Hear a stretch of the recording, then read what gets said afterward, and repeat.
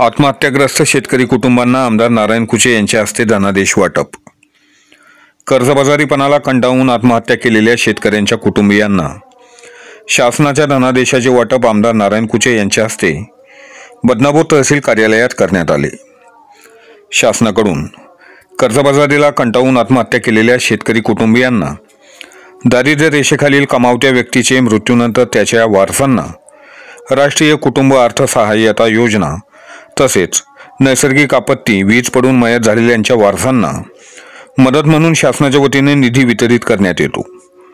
दरम्यान बदनापूर तालुक्यातील मदतीचे धनादेश बदनापूर तहसील कार्यालयात आयोजित या धनादेश वाटप प्रसंगी आमदारांनी वितरित केले।